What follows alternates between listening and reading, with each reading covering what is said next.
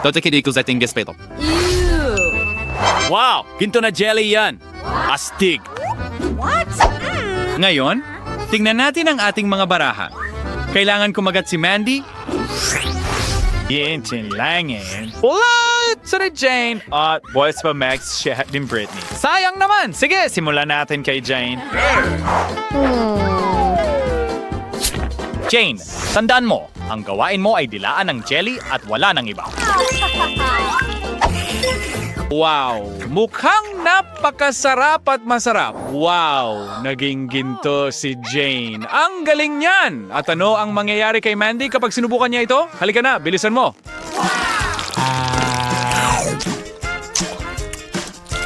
Wow! Tumubo siya ng corona at mas maganda pa ito kaysa kay Britney. Halatang naiinggit siya kay Mandy. Pero ikaw, Britney, hindi mo pwedeng makuha ang jelly. Para lang ito kay Mandy. Ngayon, may magarang kasuotan na siya. Ang galing! Ano ang susunod? Halika na. Huwag mo kaming paghintayin. Hindi maaari. Tunay na alahas na perlas na diamante. Mga singsing sa buong kamay niya. Hindi pa kailanman nagsuot ng alahas si Mandy.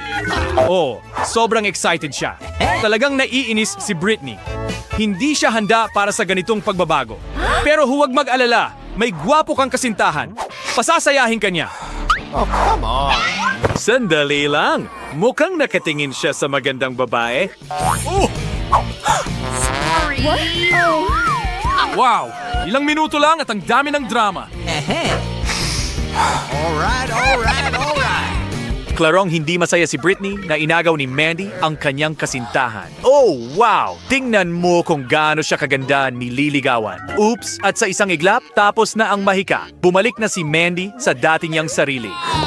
At ngayon, hindi na siya ang tipo ng babae na gusto niya. Sayang naman. At ngayon, oras na para sa susunod na putahe. Naku, maanghang na chichirya ito. Wow! Sabi nila, sobrang anghang na parang nasusunog ang mga tao. Tingnan natin kung anong mga baraha ang nakuha mo. Simulan natin kay Mandy. Wala, astig. At si Jane, dilaan mo. Grabe. At ano ang nakuha ni Britney? Nako, kailangan niyang kumagat. Ang sama naman. Jane, halika na. Naghihintay na ang chip para sa'yo. Buksan mo na at subukan mo na. Mukhang walang masama, pero malamang sobrang anghang. Oh, may lumalabas ng apoy sa bibig niya. Sobrang init, alam ko. Ngayon, si Britney naman. Oh no! Ano sa tingin mo? Handa ka na ba? Pero paano ka maghahanda para sa ganito? Sige, patuloy lang sa pagnguya. Oops! Nag-aapoy na ang bibig mo. Britney, kailangan mong magpakatatag at subukang tapusin ito. Let's go! Nako, nakikita ko na siyang namumula. Wow, Britney! Kapit lang. Mukhang nakasunog siya ng butas sa bubong. May mga seagull pa nang lumilipad doon. Ang cute nila.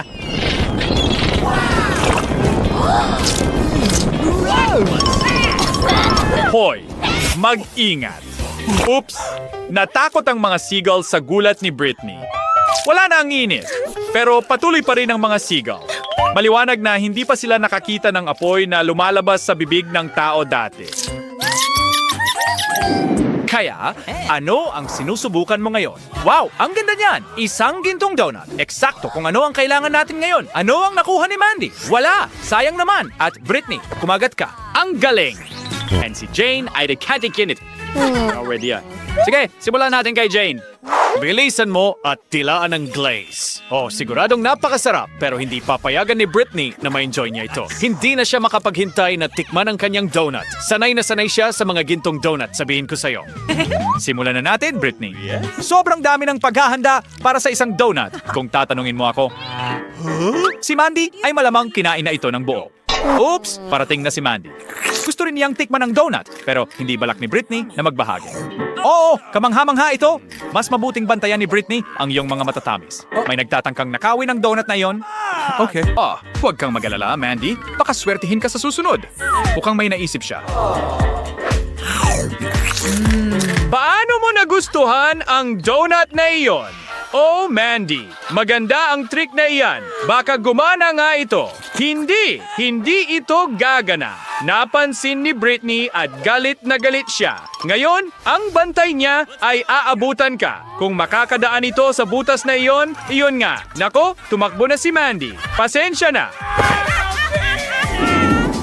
Ano ang meron ka ngayon? Alamin na natin. Patatasang weird. Ano ang nakuha ni Mandy? Wala. At si Britney? Kumuha ng kagat? Pero paano? Kailangan ni Jane na dilaan ito. Sige na, Jane. Huwag kang mag-alala. Hinugasan ng patatas. Dilaan mo. Oo, hindi maganda ang itsura niyan. Britney, ikaw na. Oo, pagkatapos ni Jane, puno na ng laway ang patatas pero sobrang yaman ni Britney na pera ang ginagamit niya imbes na panyo. Nakakatuwa. Gayunpaman, mukhang nakakadire. Panahon na para kumagat. Hindi, huwag kang umalis. Kailangan mong subukan. Halika na. Pakiusap, isang kagat lang. Oh, si Britney ay may naisip na ideya. Tinawagan niya ang kanyang personal na chef, nagreklamo na pinipilit siyang kumain ng hilaw na patatas. Nakakagulat iyon. At narito na ang chef na handa ng ayusin ang lahat. Malapit na niyang lutuin ang patatas gamit ang kanyang marangyang resipe. Wow! Talagang palabas yon. Ang mga apoy ay naging napakaganda. Oh, nakahanap pa siya ng packaging na may mga diamante. Talagang sanay ang chef sa karangyaan. Nilalagay niya ang fries sa loob at pinubudburan ng ginto. Ang galing. Ngayon, matitikman na ito ni Britney. Naghihintay ang chef sa kanyang bayan. Wow, yon ang kanyang buwanang sahod. Ngayon, Okay. ay tinutukso ni Britney ang lahat gamit ang kanyang masarap na fries.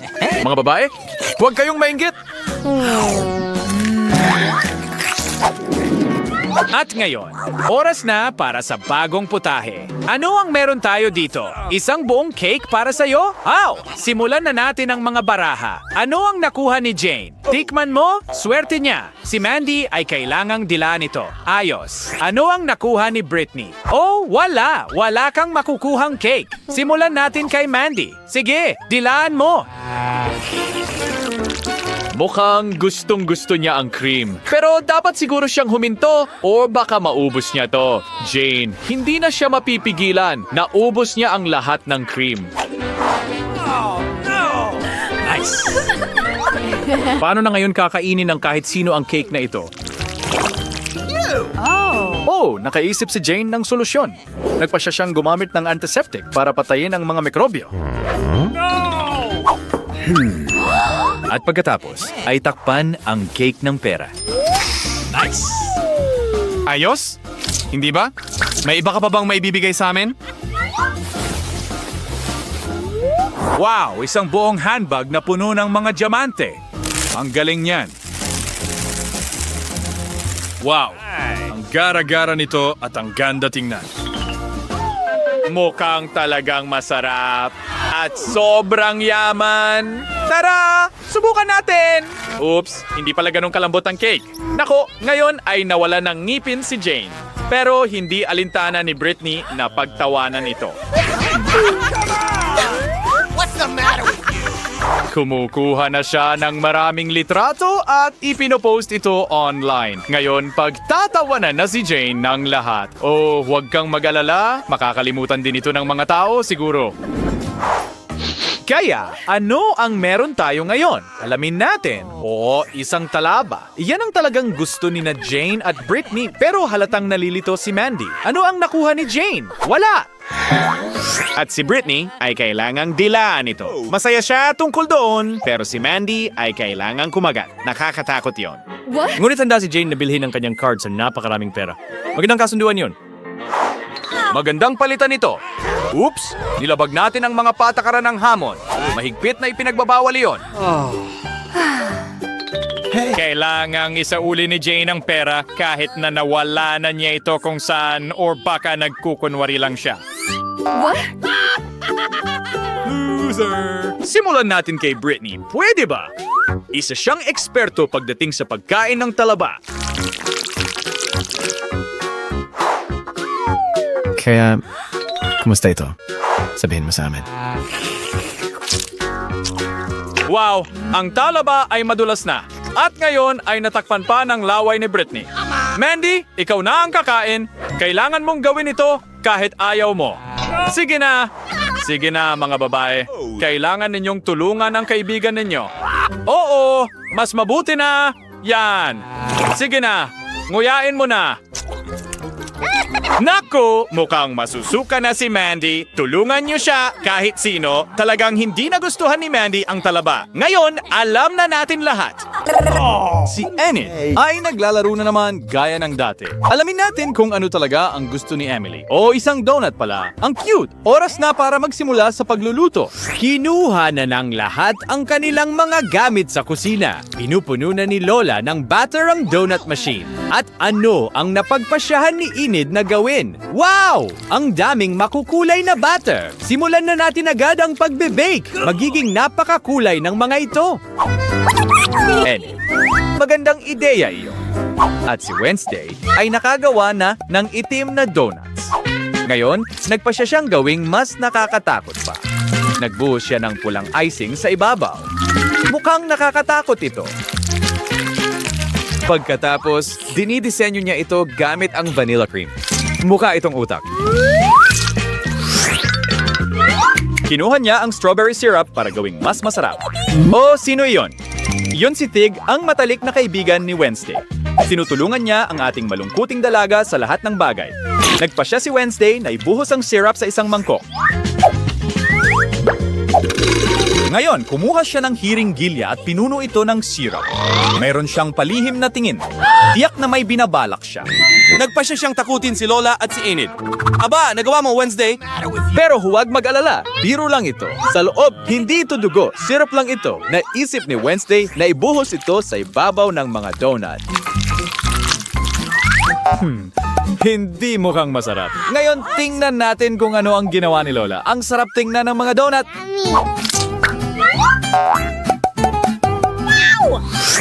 Ano ang gagamitin mo para sa dekorasyon? Oh, klasikong pulbos na asukal. Ang galing! Ang ganda niyan! At paano naman si Enid? Oh, wow! Kasing liwanag ng mga donut niya ang kanyang personalidad. Ngayon, nagpasya siyang lagyan ng makukulay na sprinkles para mas maging maliwanag pa. Mukhang nahihirapan si Enid na buksan ang garapon. Oops, natapon niya lahat sa sarili niya. Nakakatawa yon. Enid, ang buhok mo ay puno ng sprinkles. Ipagpag mo. Ang mga sprinkles ay bumagsak ng perpekto sa mga donuts. Panahon na para ipakita ang iyong mga donuts kay Emily at tikman ang mga ito. Mag-enjoy sa iyong pagkain.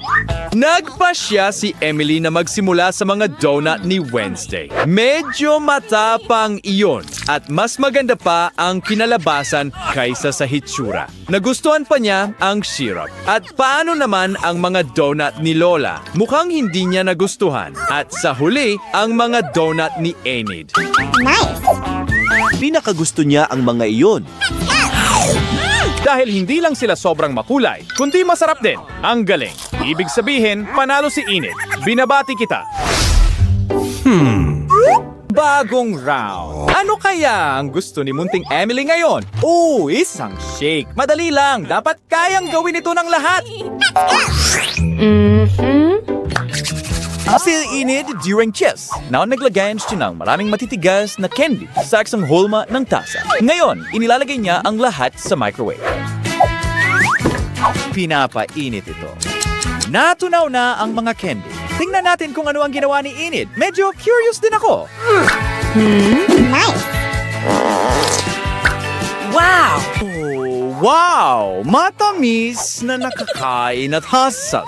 Kaya ano ang ilalagay mo sa loob? Skittles. Siyempre, inayos niya ito ayon sa kulay. Magiging napakasarap nito. Ang talino niyan.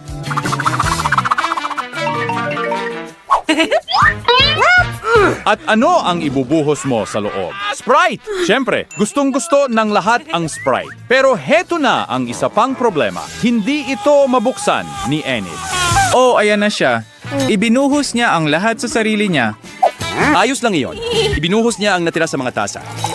At ngayon, dinidisenyo ito ni Enid gamit ang whipped cream at maraming candy. Magaling! Enid! Nagawa mo! Sino ang susunod? Nagpa siya si Lola na gumawa ng veggie smoothie. Sa tingin ko, hindi lahat ng bata ay gusto ang ganyang bagay. Pero tingnan natin. Anzaz, nakednabog ehels ang lahat. Siguran puno ng bitamin. Ngayon, ibuhos ito sa baso. Mukhang medyo kadire. Hitines pa divins para talunin si Lola. Nakaisip na si Wednesday ng isa pang nakakatakot na inumin. Tingnan natin. Dinisenyo niya ang baso gamit ang strawberry syrup. Pagkatapos ay nagbuhos ng Sprite sa loob, nagdagdag ng kaunting berdeng food coloring. Mukha itong isang potion.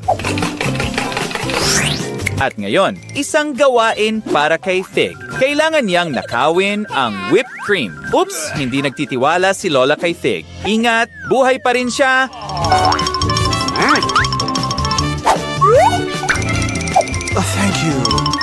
Natapos ni Thing ang gawain. Ngayon, nilalagyan ni Wednesday ng whipped cream ang inumin at nagdadagdag ng eyeball. Emily, subukan mo ito at magdesisyon kung alin ang mas gusto mo. Unang-una, ang cocktail ni Wednesday. Mukhang nakakatakot. Pero nagustuhan ito ni Emily. Ngayon, ang inumin ni Lola ay ibang usapan. Kirchi Dini Tide Nason. E Wednesday ay ang cocktail ni Enid.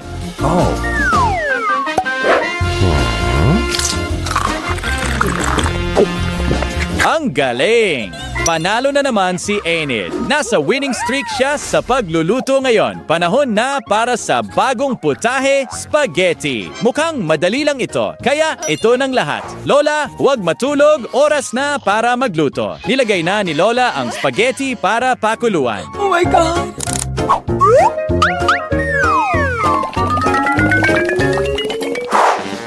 At ano ang naisip ni Wednesday? Kumulo na ba ang tubig? Thing, tulungan mo kami at tingnan. Aba, huwag kang magalit. Kailangan lang naming siguraduhin. Enid, paano ka naman? Nagpasya siyang gawin ito sa mahirap na paraan. Gumagawa siya ng pasta mula sa simula. Una, ilang hari na. Sunod, isang itlog. Oops! Masyadong marupok. Mag-ingat. At ngayon, handa na ang masa.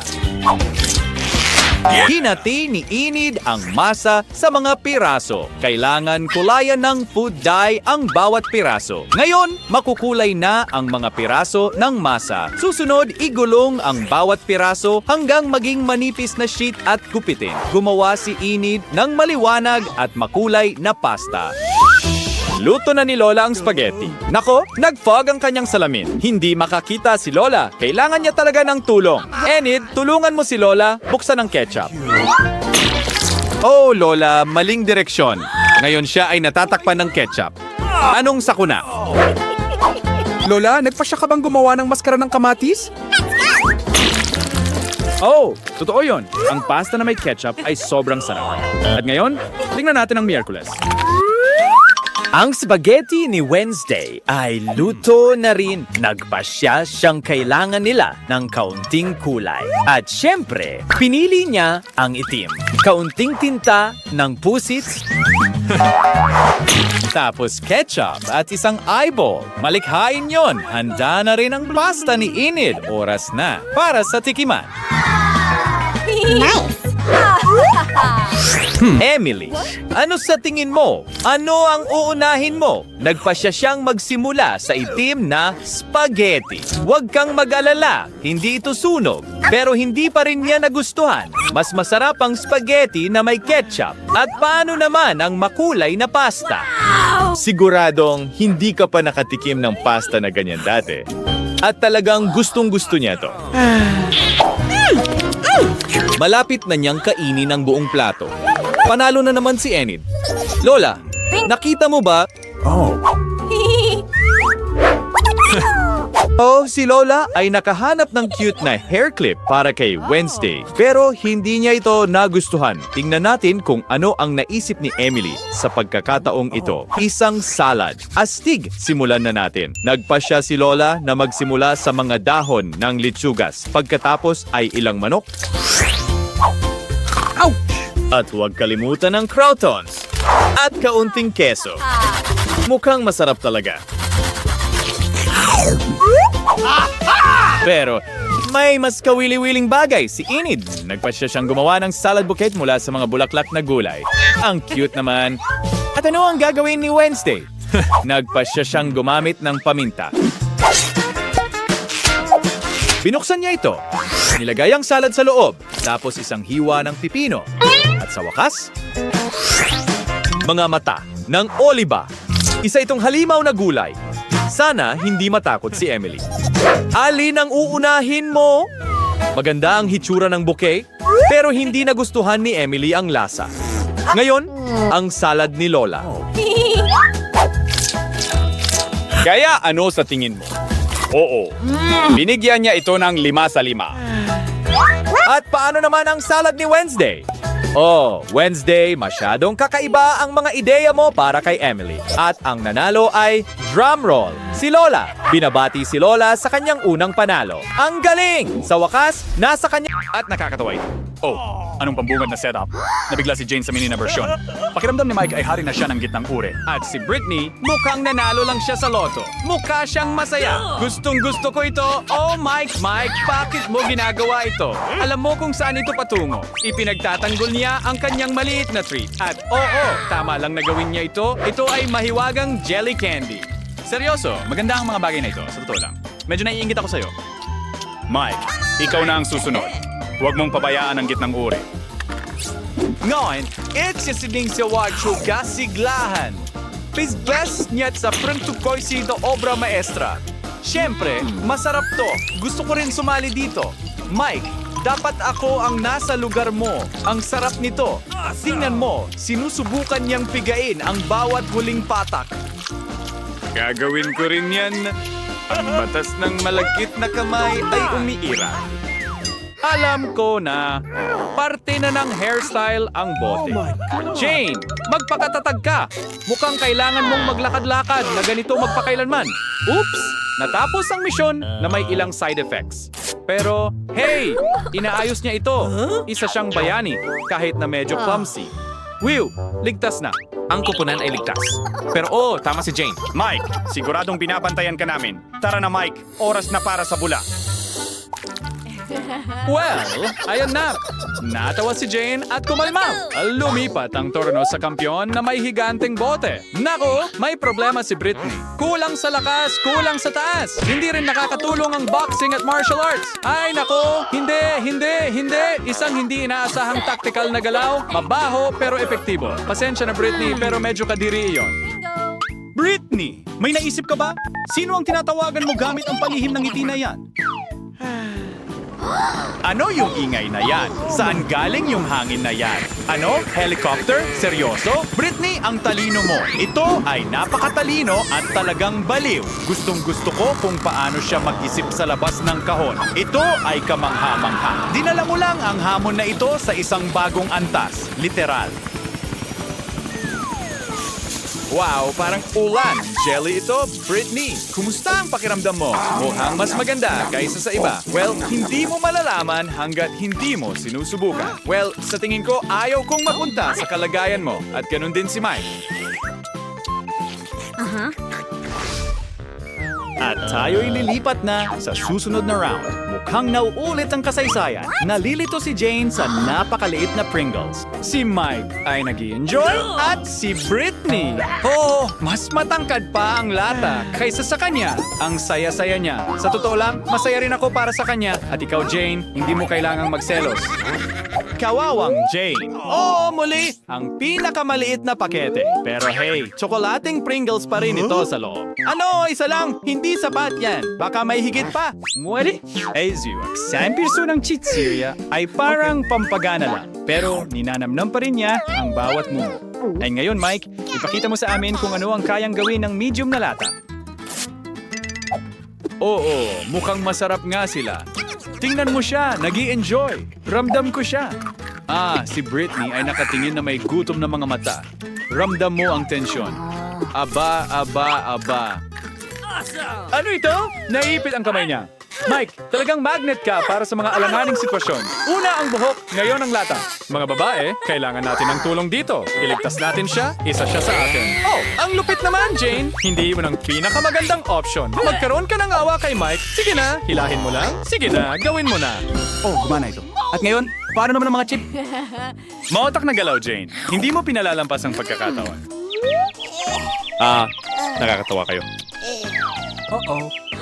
Mike, sige na, huwag kang magalit. Hindi lang talaga nakapagpigil si Jane. Hindi mo rin magagawa iyon. Pero ngayon, si Britney naman. At may buong bundok siya ng Pringles. Britney, ano ang gagawin mo ngayon? Tawag na naman ang helicopter. Aba, diskarte nga naman yan. Isang buong bundok na kasing laki ni Britney mismo. Britney, baka maalala mo ang mga kaibigan mo at magbahagi. Hindi, ang saking na batang ito ay kinakain ng lahat hanggang sa huling mumo. Britney, dahan-dahan lang. Sasabog ka kung kakainin mo lahat yan mag-isa. At ano ang plano mo ngayon at bakit mo kailangan ang vase na ito? Nagtataka ako kung ano ang sinusubukan niyang gawin. Handa ka na ba para sa isang action movie shoot? Bakit mo ginagawa ito? Bakit mo dinurog ang lahat ng chips? Sa tingin ko, naiintindihan ko na. Gusto niyang ilagay lahat sa vase at itago ito mula sa kanyang mga kaibigan. Sobrang sakim naman yan. Naku, tingnan nyo! Mga kaibigan, umatras kayo! Anong ginagawa niya? Pinapatunaw niya ang mga chips sa isang chocolate fountain. Napakatalino niyan at talagang humanga ako sa kanyang pagkamalikhain at sa totoo lang, sa kanyang kasakiman din. Anong susunod, Britney? Ibubuhos mo ulit lahat sa ulo mo? Straw na salamin, medium practical. As a mind with a pleasure engineer. Sa waskas, may bahagi mo ito sa iyong mga kaibigan. Ano? Yummy. Kaunti lang? Sige na, please. Ayaw, tumanggi. O sige, patas lang. Tropeo niya iyon. Tangin daw, bro, bayit. Zbawan mo'y mahigpit sa paraan. Una kapikit kawars purong ligaya at oras na para kumilos. Magaling mga kaibigan, magandang ideya. Talagang ipinagmamalaki kita. Dapat mong parusahan ang mga sakim na kaibigan. Mga kaibigan, mukhang nahuli kayo. Britney, ano na? Huwag kang magalit. Paano ba naman maiiwasan ang ganito kasarap? Kita mo, magkaibigan pa rin sila. Pwede kayong magbiro at magbahagi rin. Wow! Ang liit ng Maltesers cube. Ang cute at tiyak na sobrang sarap. Mukhang masaya si Mike. Hindi, iyan ay isang cube. Swerte mo. Britney, bakit ganyan ang mukha mo? Anong problema? Nakakuha si Jane ng kanyang paghihiganti. Matagal na niyang hinihintay ang sandaling ito at talagang karapat-dapat siya rito. Si Britney ang reyna ng positibidad. Kahit isang maliit na cube ay nagpapasaya sa kanya. At bilang bonus, may sorpresa. Isang gummy bear sa loob. Kulay berde ito at napaka-cute. Sobrang nag-e-enjoy siya. Gustong-gusto ko ito. At ngayon, oras na para sa cube mismo. Mag-enjoy, Britney. Sana ako ikaw ngayon. Sobrang sarap. At ngayon, si Mike naman, isang cube na ganito kalaki. Mahirap sabihin kung saan magsisimula. Wow! Puno ito ng Skittles. Gustong-gusto ko ang Skittles. Paborito kong candy. Sa totoo lang, Mike, sapat na ito para sa'yo at isang kaibigan. Pero mukhang hindi plano ang magbahagi. Mike, para kang vacuum ngayon. Ang henyo ng katamaran at kahusayan. At paano naman ang kahon? Hoy, sandali. Bakit mo ito sinira? Kumakain ka rin ba gamit ang straw? No. Hindi? Naiintindihan ko. Ito ay tsokolating soccer at ang bibig mo ang goal. Mike, opisyal ka ng world champion ng Choco Football. Sige na, Jane. Ikaw naman. Ano ang gagawin mo? Oo, hindi mo magagawa ito nang walang gamit. Ang bigat nito.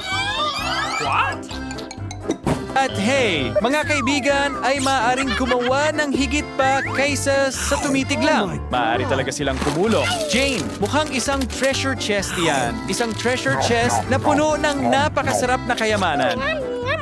Talaga bang sinusubukan mong kainin lahat? Well, hindi na option ang lahat. Tinutulungan ng mga kaibigan sa abot ng kanilang makakain.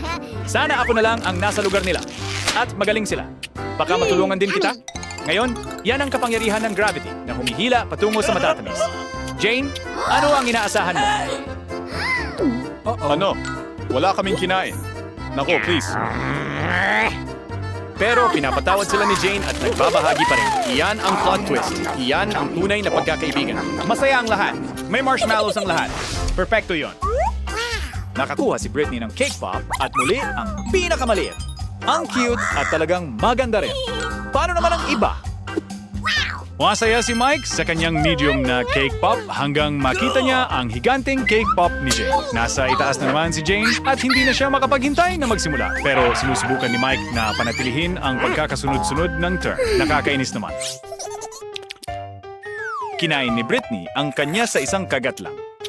Masarap pero maliit ang parang slogan ng lahat ng mini pagkain niya ngayon.